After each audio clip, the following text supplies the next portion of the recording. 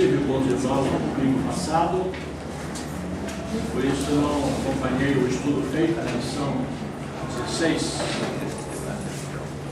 Essa é a 17, 16. Mas estou sabendo que vocês estudaram os capítulos 4 e 5 de Apocalipse. Eu vou hoje então refletir com vocês sobre alguns aspectos desses dois capítulos, mas certamente o professor Eliseu no próximo domingo vai fazer o arremate, né? Vai corrigir alguns rumos que talvez ele irá corrigir no estudo que ele está fazendo, né? Porque no estudo do Apocalipse não há um único rumo. Nós aqui pode haver alguma divergência, mas isso faz parte já da natureza do livro, do nosso estudo, também do nosso espírito aqui. Nós estamos aqui para bater o martelo, né? Estamos aqui para ver as possibilidades onde colocar o prego. Mas esse capítulo aqui, capítulos 4 e 5, né, de Apocalipse, esses capítulos tratam de um assunto que é, como dizer, central no livro. Porque até aqui, os irmãos estudaram capítulos 1, 2 e 3, uma visão inicial do Cristo glorificado, no capítulo 1. Nos capítulos 2 e 3, vocês viram as cartas que o Senhor Jesus enviou para as 7 igrejas, fazendo a elas recomendações, etc., para permanecerem fiéis, firmes, tendo em vista a recompensa.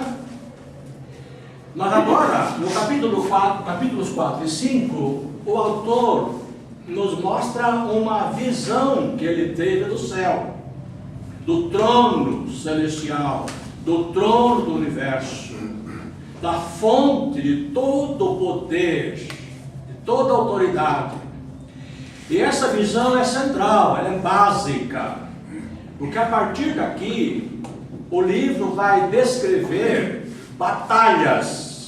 Primeiramente vai descrever a abertura dos selos, mostrando, digamos assim, o curso da história da igreja, os conflitos na história da igreja, os selos.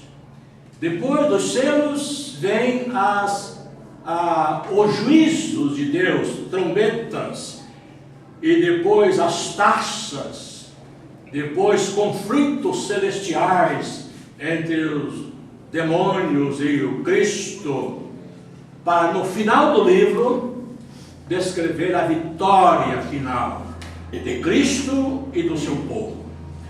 De modo que esses capítulos que falam do trono vão mostrar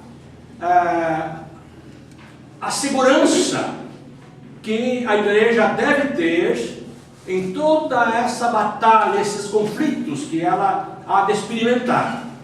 Porque quem está regendo o mundo, regendo o universo, regendo a igreja, é o Pai Celestial e o Cordeiro, que estão sentados no trono do universo. De modo que não há possibilidade alguma de fracasso do povo de Deus. De modo que essa visão do céu, no livro do Apocalipse, ela é básica. Vai nos dar, portanto, a segurança da vitória nas batalhas que se seguirão. Nesses capítulos aqui, eu destaquei 4 aspectos básicos. O trono, uma visão do trono, nos capítulo 4, de 1 a 6.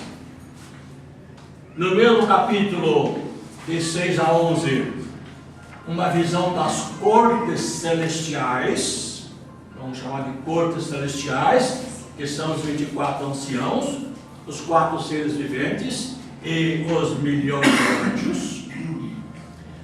No capítulo 5, a visão do livro selado e do cordeiro que toma o livro e abre, e a abertura desse livro começa a aparecer no capítulo 6 em diante.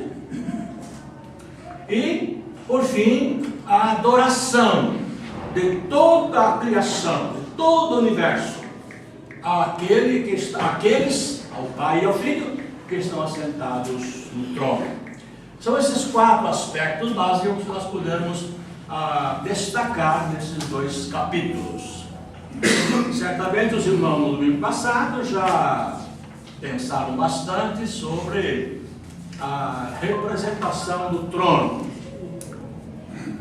Nós vamos ler novamente para que possamos ter a palavra bem em nossa mente. Apocalipse capítulo 4.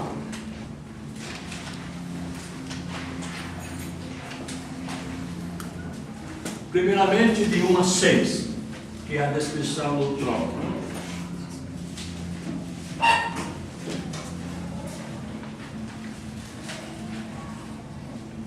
Alguém quer ler para nós em voz bem alta, hein?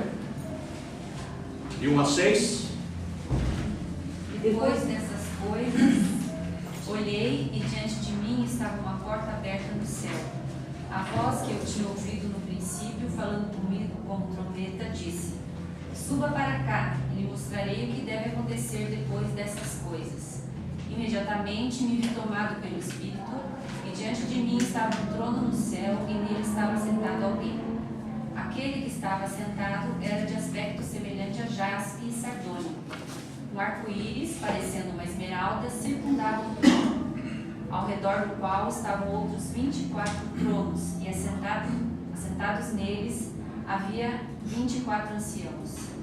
Eles estavam vestidos de branco e na cabeça tinham coroas de ouro. Do trono saíam relâmpagos, vozes e trovões. Diante dele estavam acesas 7 lâmpadas de fogo, que são 7 Espíritos de Deus. E diante do trono havia algo parecido com um mar de vidro, claro como cristal. Muito bem. Eu esqueci. No centro, ao redor do trono, havia 4 seres viventes cobertos de olhos, tanto na frente como atrás. Desculpa.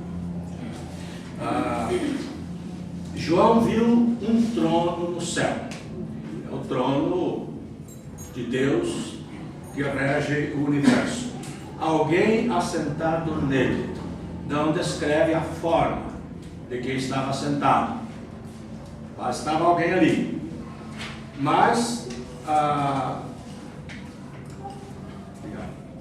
não descreve a forma, mas fala do esplendor daquele trono, da majestade daquele trono, usando alguns símbolos, o brilho da sua glória, jaspe. Há dúvidas sobre a identificação das pedras preciosas na Bíblia. Não se sabe exatamente o que significaria hoje. Mas supõe-se que esse jaspe, um cristal, o sardônio, um vermelho faiscante, havia também circundando o trono um arco-íris, parecendo uma esmeralda. Tudo isso é para sugerir a grandeza do trono, a beleza, o esplendor, a majestade do trono de Deus. Como lá no final do livro, falando da Nova Jerusalém, do céu, também o autor usa esses símbolos nos muros, nos fundamentos e nas ruas, tudo para sugerir a glória do trono de Deus. Esse arco-íris nos faz lembrar o pacto que Deus fez com Noé, um pacto de misericórdia. Deus não iria mais destruir a humanidade com um dilúvio. Então esse arco-íris pode nos remeter àquele pacto que Deus fez com Noé com toda a humanidade. A Bíblia diz que Deus habita em luz inacessível e que ninguém viu a Deus nem pode ver. Está lá em 1 Timóteo 6,16. Não é possível ver a Deus por nossos olhos. Primeiro, porque Deus não tem uma forma que os nossos olhos possam captar. A Bíblia diz que Deus enche o universo. E Deus não está limitado ao universo. Ele transcende. Então, como é que nós... Também diz a Bíblia que Deus não tem matéria no seu ser, porque Ele é Espírito. Então, como é que os nossos olhos poderiam captar essa forma? Não tem como. Então, Deus se mostra assim, através de símbolos, algumas imagens, algumas figuras, etc. Né? Os versos 5 e 6, então, acrescentam mais grandeza ao trono. Do trono saíam relâmpagos, vozes e trovões. Isso nos faz lembrar da teofania, da manifestação de Deus no Monte Sinai, a Moisés e ao povo de Israel. O monte tremia e fumegava, e apareciam relâmpagos e vozes, e era uma representação pavorosa. O povo de Israel disse: olha, nós não vamos chegar aí não, vai você, Moisés, e depois nos fala alguma coisa, porque isso aí é pavoroso. Isso para mostrar exatamente a distância, digamos, não só moral e espiritual, né? Mas a distância metafísica que existe entre Deus e a criação. Deus e a criação. Toda vez que Deus, então, se aproximou de forma mais próxima a alguém, Ele se aproximou assim, com esses sinais que causam pavor, tremor.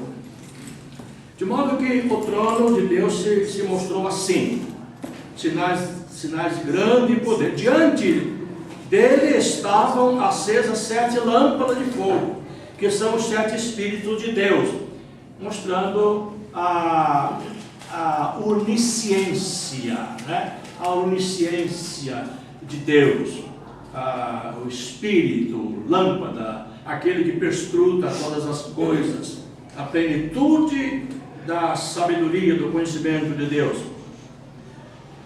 E diante do trono havia algo parecido com um mar de vidro, claro como cristal, sobre a alta glória do trono. Uma certa distância, uma separação entre o trono e o povo, mar de vidro. Tá? Tudo isso para mostrar a beleza do trono celestial. Não dá para a gente descer a detalhe do significado destas coisas. Nós temos que pegar um todo para entender que Deus está sentado sobre o trono do universo, um trono, digamos assim, inacessível às criaturas mortais, um trono majestoso, um trono admirável, belo, indescritível. Essa é a palavra, indescritível. Esse é o Deus soberano que está sentado no trono do universo. É o trono do centro do universo, não o centro fisiográfico, mas o centro espiritual. Deus é a fonte de todo o poder e todas as boas coisas. O poder soberano está nesse trono celestial. E esse trono rege o mundo, rege a igreja, rege a história, rege nossas vidas.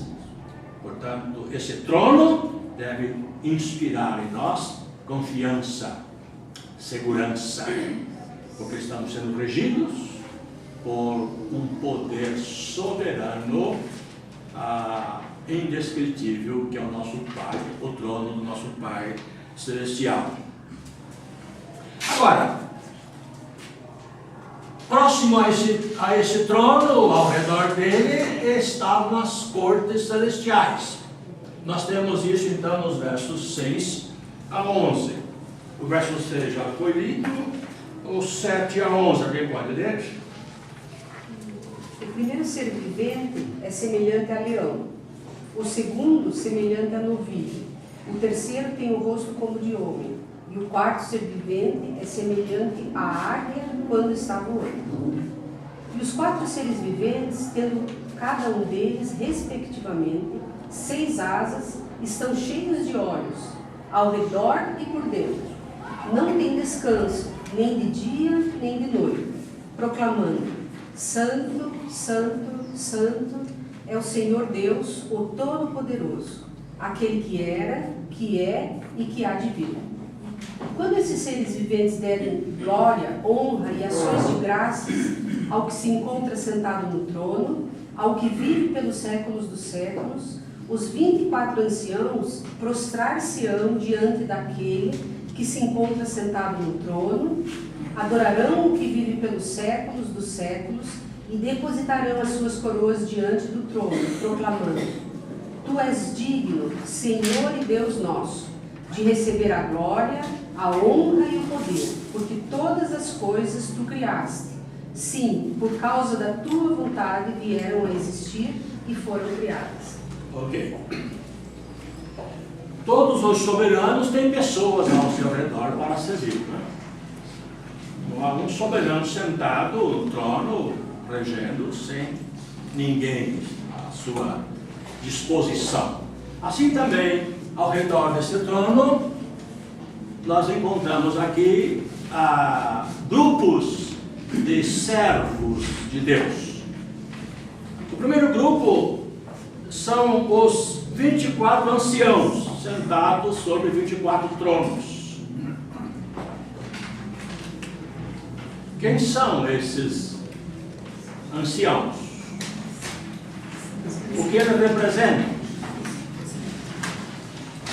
Essa é uma questão em aberto. Muitos entendem que eles representam os líderes do povo de Deus, tanto do Antigo Testamento do Novo.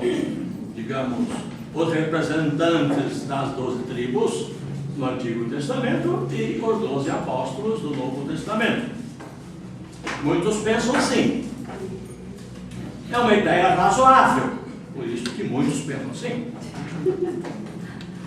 Mas há alguma dificuldade, parece-me, nessa interpretação. Duas, principalmente.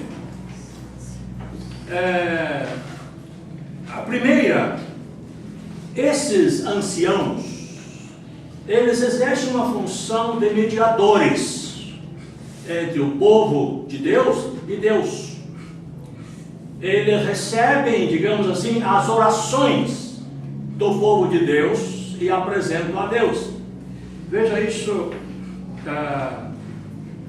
no verso 8, capítulo 5. Logo que pegou o livro, os 4 seres viventes e os 24 anciãos prostraram-se diante do Cordeiro, tendo cada um deles uma harpa e taças de ouro cheias de incenso, que são as orações dos santos. Então, esses anciãos, eles estavam apresentando a Deus as orações dos santos. São mediadores. No capítulo 8, verso 3, lemos assim: Veio outro anjo e colocou-se junto ao altar, segurando um incensário de ouro. Foi-lhe dado muito incenso para que ele oferecesse sobre o altar de ouro, que está diante do trono, juntamente com as orações de todos os santos. Aqui, nesse verso, está dizendo claramente que quem está com esse incensário, com as orações dos santos, é um anjo. Um anjo. Provavelmente é um colega daqueles 24 lá, um anjo também. Então, a outra interpretação, portanto, diz que esses 24 anciãos não são representantes do povo de Deus. Primeiro porque eles fazem o serviço de mediadores. nas orações do povo de Deus. Segundo, parece que aqueles 24 anciãos não fazem parte dos remidos. Então nós temos isso, por exemplo, no capítulo 5, 8 a 10. No versículo 8, no capítulo 5, já falamos que eles estavam com o incenso. Verso 9, cantavam um cântico novo, dizendo: tu és digno de tomar o livro e de abrir seus selos, porque foste morto, e com teu sangue compraste para Deus homens de toda a tribo, língua, povo e nação, e os constituíste reis e sacerdotes para o nosso Deus. Esse povo constituído reis e sacerdotes é todo o povo remido. Capítulo 1, verso 6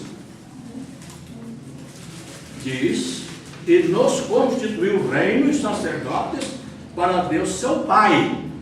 Os remidos foram comprados, constituídos reis e sacerdotes. E esses anciãos estão louvando a Deus porque Ele comprou para si os remidos. Parece que eles não fazem parte do grupo que foi comprado.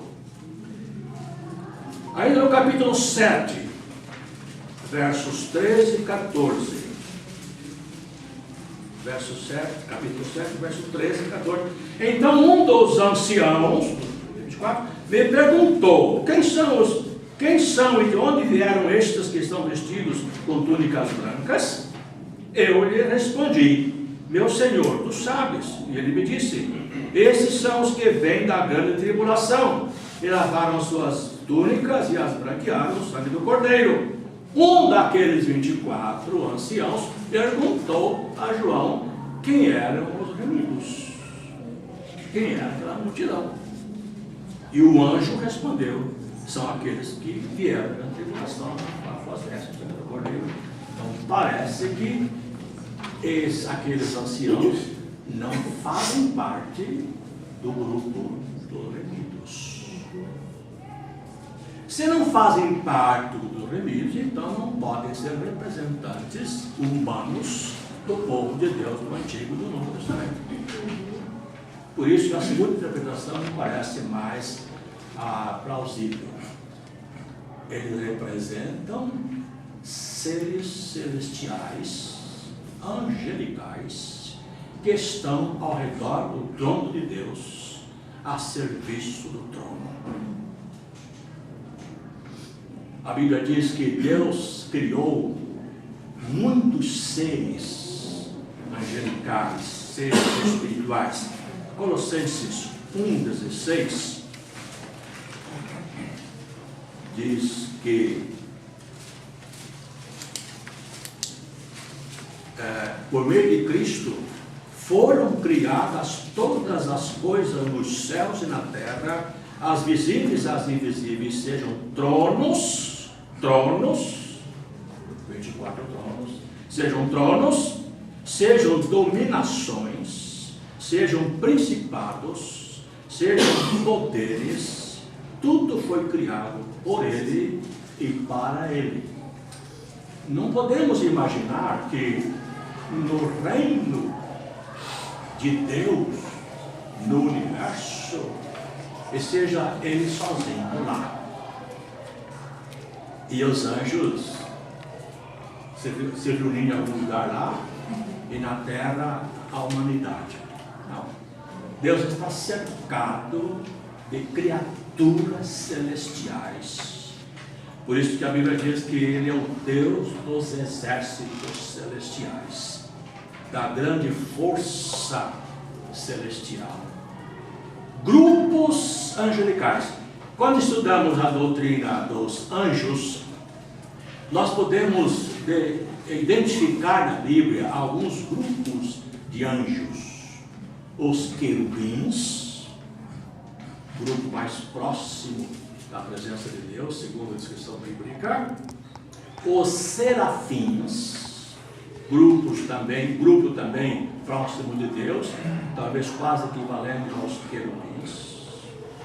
Os arcanjos, sendo um deles Miguel, outro provavelmente Gabriel, que são líderes de anjos, são arcanjos, grandes anjos.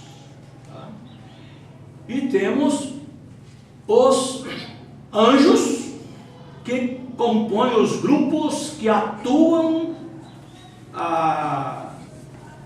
sob as ordens de Deus na esfera da terra, sobre a humanidade e em outras partes que Deus designar, que são, conforme Hebreus 1,14 diz, são espíritos ministradores de Deus em favor dos que hão de herdar a salvação. Então são grupos de anjos. Então nós podemos imaginar que esses 24 anciãos representam um grupo de seres angelicais próximos do trono de Deus, que intermediam a relação do povo remido com Deus, o Cristo.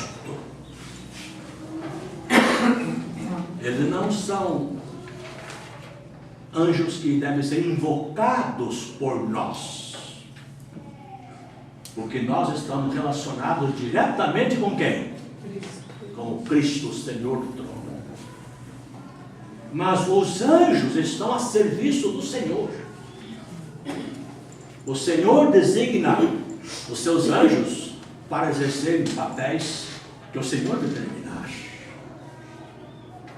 De modo que nós não precisamos administrar o serviço dos anjos. Nós temos uma relação direta com o nosso Senhor. O Senhor é que conta com o serviço dos anjos em nosso favor. No capítulo 11:6 fala isso, que milhares e milhares e milhões de anjos. Sim. Aqui, vamos chegar lá, né? Aqui fala especificamente de milhões e milhões de anjos. Mas nós diríamos assim, são anjos de uma ordem diferente dos anciãos, porque os anciãos estão ao redor do trono, são os mais imediatos de Deus. Outro grupo, outra corte celestial além dos anciãos, são os 4 seres viventes. Nós lemos isso então.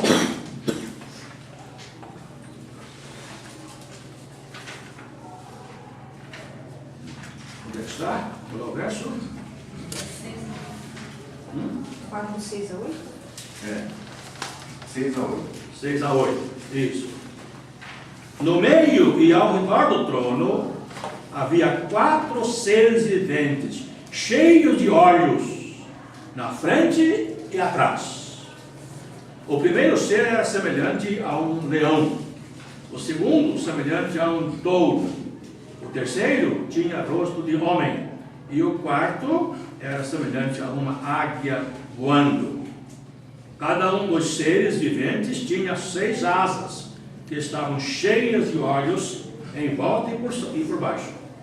De dia e de noite eles diziam sem cessar: Santo, Santo, Santo, Senhor Deus Todo-Poderoso, aquele que era, que é e que há de vir. Quem são esses seres viventes? Seres estranhos. Tá? 4 seres viventes. Um tinha cara de homem, outro cara de leão, outro cara de touro, né? E outro de águia.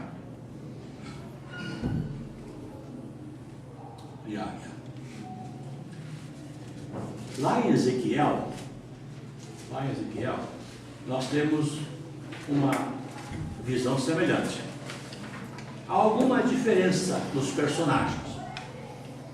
Lá em Ezequiel, cada ser tinha as 4 caras.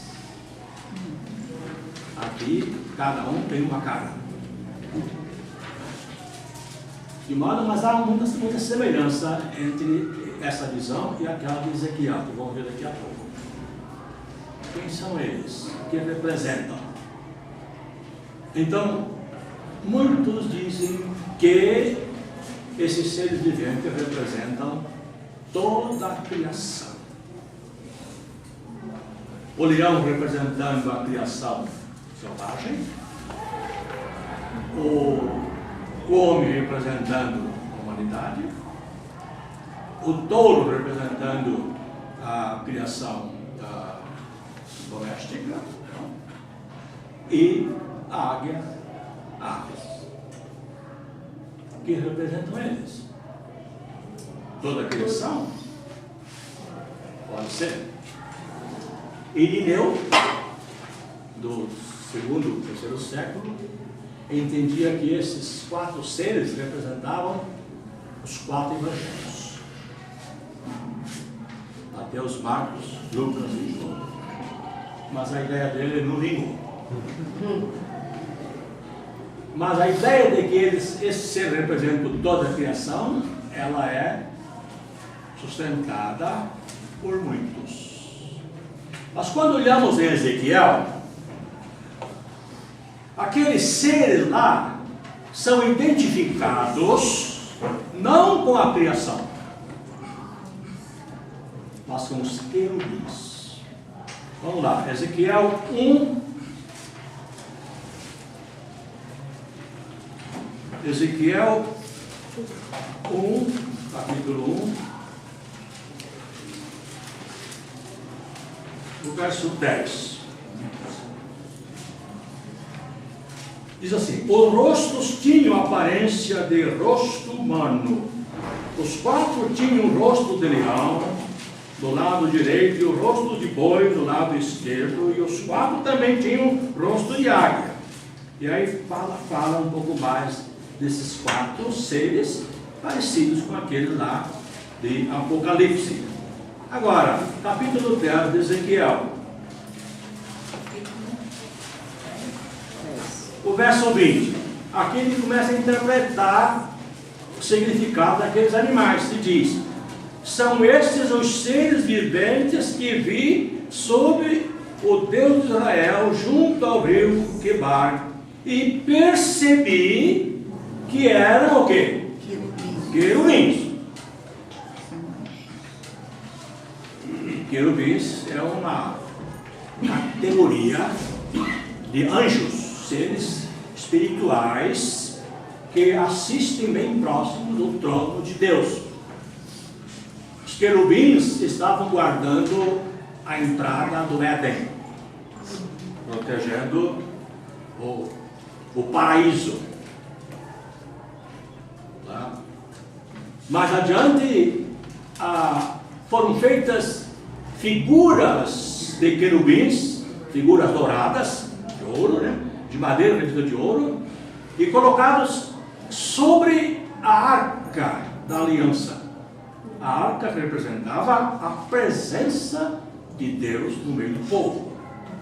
A arca era o símbolo da maior proximidade de Deus entre o povo de Israel, no mundo. E havia uma tampa em cima daquele baú, aquela arca, uma tampa, chamada tampa do propiciatório, da misericórdia de Deus.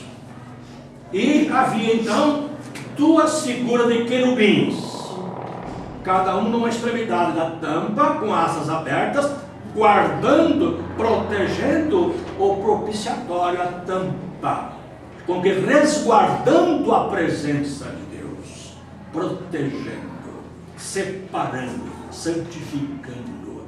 Percebam que querubins estão próximos de Deus, protegendo. Esses seres viventes estão mais próximos de Deus do que os anciãos, conforme a gente lê.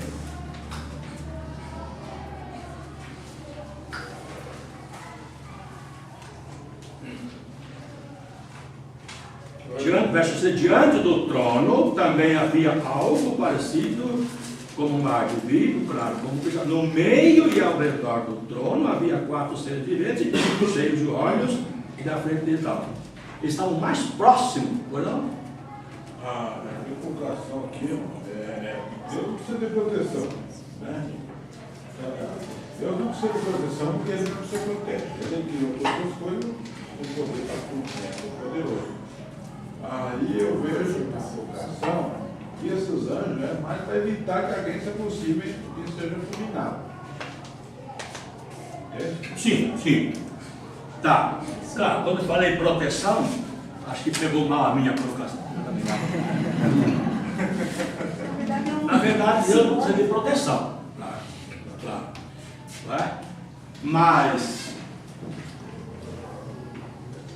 assim como o jardim do Éden precisou ser protegido da presença invasora do homem, do pecado, essa proteção significa um círculo separando Deus, nesse sentido. Não que Deus precise de proteção, mas que nós precisamos de impedimento para não abusarmos da santidade de Deus. Jesus disse que nós vamos orar: santificado seja o teu nome, quer dizer, seja sempre separado de todo mal, santificado, exaltado. Ele está cercado, digamos assim, proteção. Nesse sentido, não que Deus precise ser protegido. Na verdade, o homem precisa o homem precisa desse limite. Precisa. Não pode invadir o limite. O senhor precisa reconhecer os limites. Se vocês lerem atentamente o livro de Números, Êxodo e Números, vão ver que na organização religiosa do povo de Israel havia o tabernáculo, que era onde Deus se fazia presente. Dentro do tabernáculo, uma parte que os sacerdotes podiam entrar. Mais adiante, uma parte que só o sumo sacerdote podia entrar uma vez por ano. Lá atrás, tinham representantes das tribos e atrás o povo. A separação. E quem se atrevesse a passar o limite, sofria o quê? Morreria. Isso é para mostrar a excelsitude de Deus. E nós, crentes, precisamos levar em conta essa grandeza, essa majestade inacessível de Deus. Quando nós adoramos, quando nós oramos, quando nós pronunciamos o nome de Deus, não pode ser em vão. Ele é santíssimo. Mas muitas vezes nós humanos achamos que Deus é alguém que podemos bater no ombro e caminhar com ele e levá-lo para onde a gente quiser. Ele vai com a gente, ele é um bonzinho, um grande paisano, avô. Não. Deus nos ama profundamente. E Deus veio em busca de nós, porque nos quer na sua família, no seu reino. Deus quer nos fazer felizes. Mas Deus é Deus. Nós somos criaturas de Deus. Há uma distância metafísica, moral e espiritual intransponível entre nós e Deus. Ele é luz inacessível. E para que nós pudéssemos ter acesso maior com Ele, Ele se fez homem do Filho, para que através do Filho pudéssemos ter comunhão com Ele. Esse quadro nos revela essa condição, essa situação. Então, quem são esses seres viventes? Eu creio que melhor do que dizer que eles representam toda a criação, devemos pensar como Ezequiel entendeu. Representam o quê? Querubins. Corte angelical, celestial, a serviço do trono de Deus do universo. E aí encontramos ali milhões e milhões de anjos, né? Nós temos isso no verso 11 do capítulo 5, que diz: então olhei também, ouvi a voz de muitos anjos ao redor do trono, e dos seres viventes e dos anciãos, cujo número era de milhares e de milhões na minha tradução, a Almeida 21, milhões de milhões, é muita gente, muitos anjos. O irmão falava sobre os 24 anciões, poderia não ser os patriarcas, seres celestiais, né? E sobre a possibilidade também de ser os discípulos, não poderia também, porque o João é discípulo e ainda estava vivo, né? Eu creio que não. Assim como não achamos que os 24 anciãos não podem ser representantes maiores de Israel e dos cristãos, isto é, os patriarcas ou os apóstolos, não podem ser também os cristãos. Os cristãos estão naquele grupo que um ancião perguntou quem eram eles. E um anjo respondeu: são os remidos do Senhor. Lá estão os cristãos, lá estão os apóstolos, lá estão os patriarcas, lá estão os salvos. Parece que esses anciãos são anjos, uma ordem de anjos, talvez arcanjos, que estão executando serviços para Deus. E os seres viventes também uma ordem de anjos, querubins, mais próximo de Deus ainda, mais próximo de Deus. E ao redor de todos eles, muitos outros anjos, milhões e milhões. De modo que o trono celestial é um trono cercado de seres celestiais, a serviço do rei. Sobre esses 4 seres viventes, Isaías faz uma mesma apresentação deles, aqui no verso 6 de Isaías, né? Os serafins estavam por cima dele, cada um tinha 6 asas, com 2 cobria o rosto, com 2 cobria os pés, e com 2 voavam. E clamavam uns para os outros, dizendo: Santo, Santo, Santo é o Senhor dos Exércitos. Só que essa mesma apresentação não seria os mesmos, né? Essa visão de Isaías, capítulo 6, visão dos serafins, aliás, é a única referência sobre serafins na Bíblia. O único lugar onde se fala de serafim. Esses serafins, eles exercem um papel semelhante aos querubins. Eles têm asas como os querubins, estão próximos do trono de Deus. Então, os serafins, que aparece uma só vez na Bíblia, eles até podem ser identificados com os querubins, ou uma ordem muito próxima dos querubins. Serafins quer dizer ardentes, tá? Que levam a brasa para purificar a língua, a vida do pecador, etc. É os serafins. Então, pessoalmente, eu penso assim, que os anciãos representam uma ordem de anjos, talvez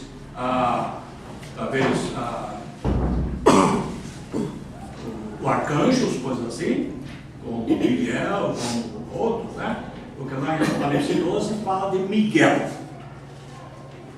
que juntamente com os seus anjos, ele é chefe de anjos, combate contra o dragão e seus demônios. Então, Miguel é um arcanjo que dirige um grupo de anjos. É possível que seja uma espécie de arcanjos. Aqui nós temos provavelmente os querubins, que são também anjos. Temos os outros anjos que estão ao redor. E, distintamente dessas cortes, nós temos os milhões e milhões de remidos do Senhor, identificados por um anjo quando um desses já perguntou quem eram eles. Os 24 anciãos também pode ser, talvez, uma analogia com o Sinédrio, que era de 24 pessoas, a composição? Pode ser também uma analogia com os 24 grupos de sacerdotes e de levitas também, que Davi estabeleceu para a ordem, para o louvor, culto, etc. Né?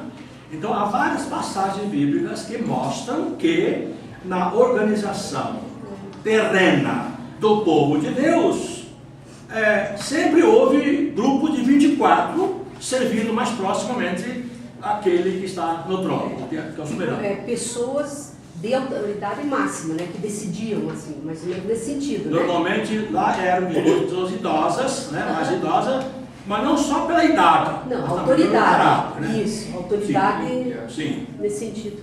Sim. Então, assim como Deus estabeleceu o tabernáculo, e Deus deu detalhes de como deveria ser o tabernáculo. Não só a qualidade do material, mas a medida, a espessura, os detalhes, tudo. E a Bíblia diz que Deus deu Deus fez aquilo de acordo com o modelo que ele tinha no céu. Então tudo nos faz crer que a ordem que Deus estabeleceu para o seu povo na teocracia lá na Palestina levava em conta um tipo de ordem que existe no reino espiritual de Deus.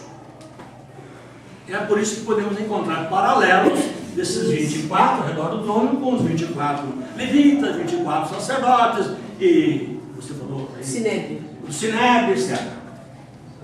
É possível ver essa relação. Porque eu lembro que na aula passada, o senhor estava na aula passada? Não, mas não estive. Eu acho que foi na aula passada, que o Eliseu falou da questão da visão, né, dada pelo Espírito, mas muitas coisas, e que essa mensagem provavelmente era uma mensagem decodificada, porque havia perseguição naquela época. Tal, Sim, né? sim.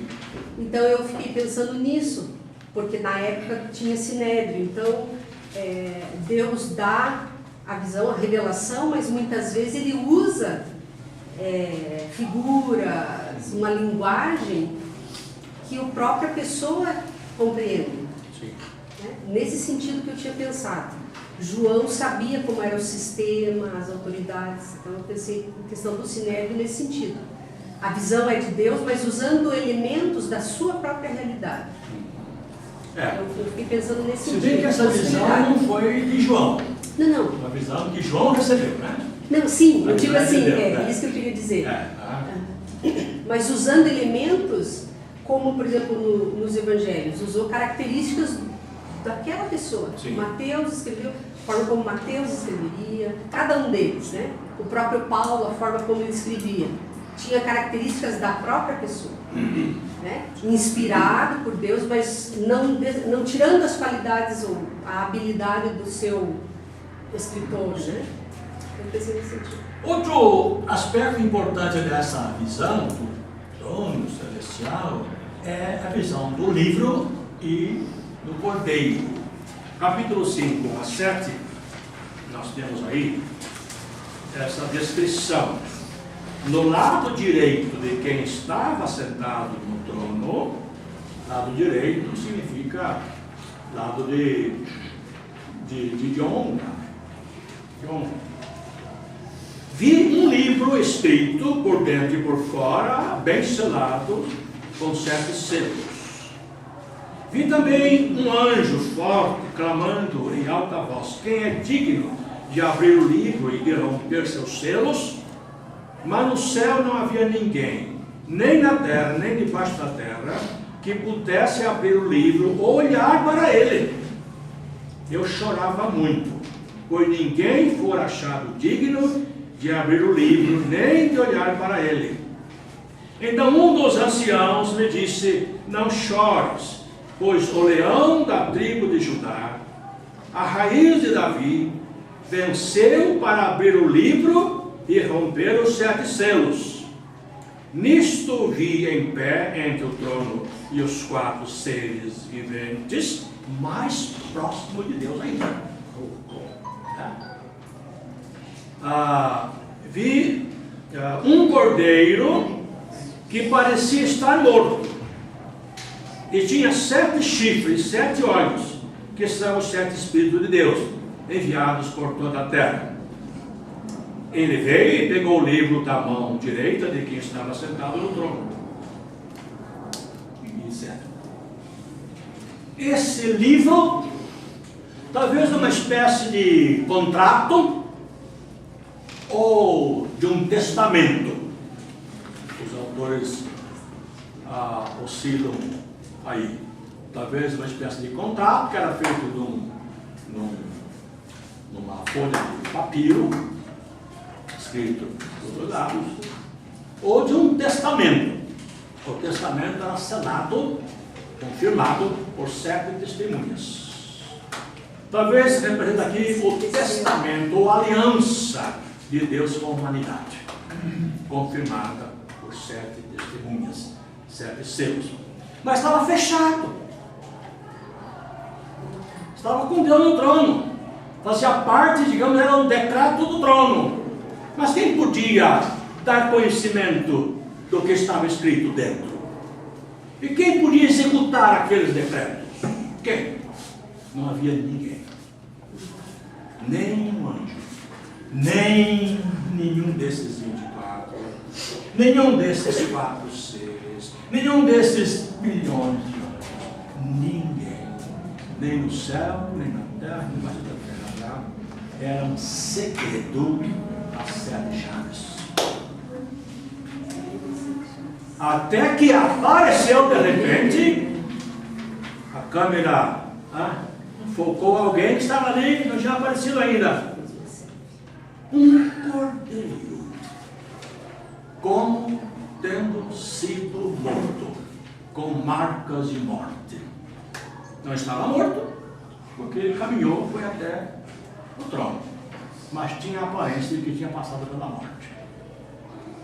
E um anjo disse: este, que é o leão de Judá, raiz de Davi, esse venceu.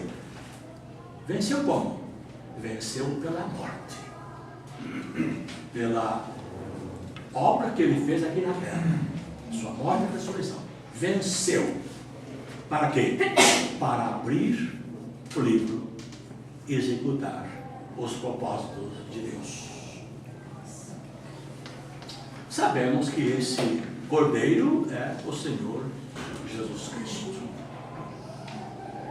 Isso traz consolo para a igreja, porque lá no capítulo 1, Jesus disse que ele andava no meio dos castiçais, que eram as igrejas, no meio, supervisionando, dirigindo, era o Senhor das igrejas, e tinha na mão os mensageiros, os anjos das igrejas, de modo que Jesus tinha o controle absoluto das igrejas e do destino delas.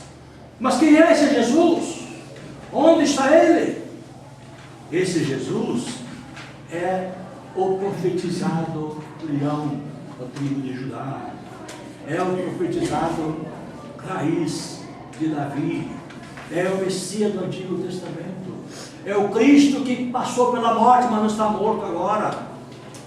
Esse Cristo que foi elevado ao trono, capítulo 3, verso 21 de Apocalipse, Jesus diz assim: ao vencedor eu lhe concederei que se assente comigo no meu trono, assim como eu venci e me assentei com meu Pai no seu trono. Na ascensão de Jesus, ele foi levado para onde? Hebreus fala muito claramente sobre isso. Foi colocado à direita do Pai no trono celestial. E Paulo diz enfaticamente, Pedro também, que Jesus assentou-se muito acima dos principados e autoridades e poderes celestiais, muito acima. Ele está mais próximo de Deus, junto com Deus. E as igrejas estão debaixo dessa soberania do Senhor Jesus Cristo. Não há o que temer. Sejam fiéis até a morte. A vitória está ganha, a vitória é nossa. Não se assustem pelo que vão passar, pelas tribulações. Confiem, vençam, porque eu venci e vocês vão ser comigo. Vejam bem, meus irmãos, que esta imagem do Cordeiro no trono que abriu o livro e vai cumprir os desígnios de Deus na história é um consolo, um conforto para as igrejas e para todos nós, seguidores de Jesus Cristo. Jesus é o Rei dos Reis, Senhor dos Senhores, é o Rei do Universo. Que Brasil que você quer? Um Brasil que honra o Senhor Jesus Cristo, que busque a face do Senhor, que sirva o Senhor. É isso que nós precisamos.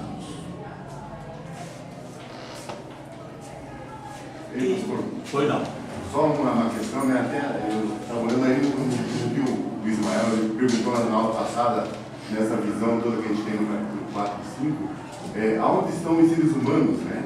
Visto que, claro, uma visão do trono do céu seria lógico não ter um ser humano lá, porque o ser humano seria da terra, por exemplo, poderia pensar, né? Mas quem sabe nós estamos numa posição na terra porque nós caímos, né? Junto com Adão, né? Na rebeldia. E foi necessário, inclusive, colocar o querubim protegendo o Éden, ou a árvore, o acesso à árvore da vida, né? Para que a gente, de repente, não corrompesse também, quem sabe, até uma corte celestial, né? Sim. Mas eu pensando na pergunta que o Ismael fez para o Eliseu semana passada, onde são os seres humanos, né?